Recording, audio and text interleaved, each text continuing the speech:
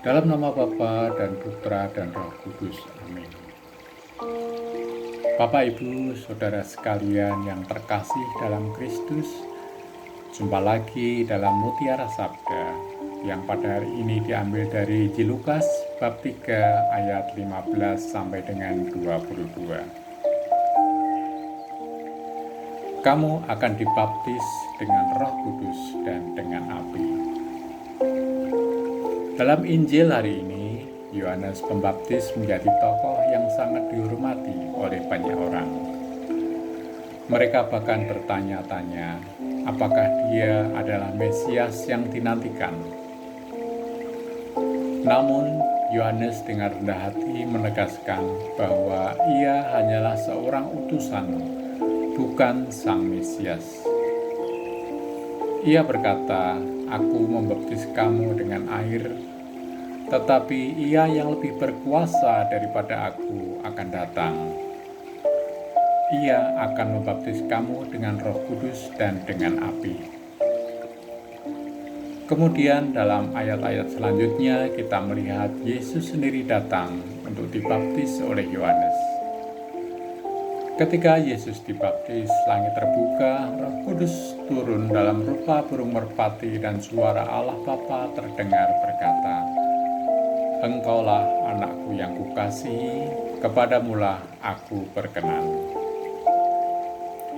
Bapak, Ibu, dan Saudara yang terkasih dalam Kristus, marilah kita merenungkan makna bagi hidup kita. Yang pertama adalah kerendahan hati dalam pelayanan.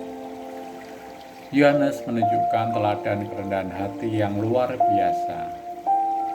Ia tidak mengambil pujian yang seharusnya untuk Tuhan, tetapi mengarahkan perhatian orang kepada Yesus. Dalam hidup kita, apakah kita selalu mengingat untuk memuliakan Tuhan dalam segala hal yang kita lakukan?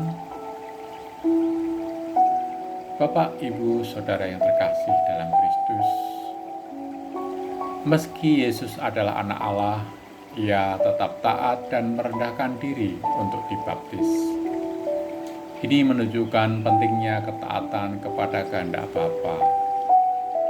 Kita pun dipanggil untuk hidup taat kepada firman Tuhan, meskipun mungkin tidak selalu mudah. Baptisan dengan air adalah simbol pertobatan, tetapi Yesus membawa baptisan yang lebih dalam melalui Roh Kudus. Roh Kudus menguatkan, menguduskan, dan memampukan kita menjalani hidup yang berkenan kepada Allah. Api melambangkan pemurnian dan pembaruan, menyingkirkan hal-hal yang tidak kudus bagi hidup kita. Ketika Allah menyatakan Yesus sebagai anaknya yang dikasihi, kita diingatkan bahwa melalui Yesus kita juga diangkat menjadi anak-anak Allah. Ini adalah identitas kita sebagai orang percaya, dikasihi dan diterima oleh Bapa Surgawi. Bapak, Ibu, Saudara sekalian yang terkasih, marilah kita merenungkan seluruh isi bacaan pada hari ini untuk diaplikasikan dalam hidup kita.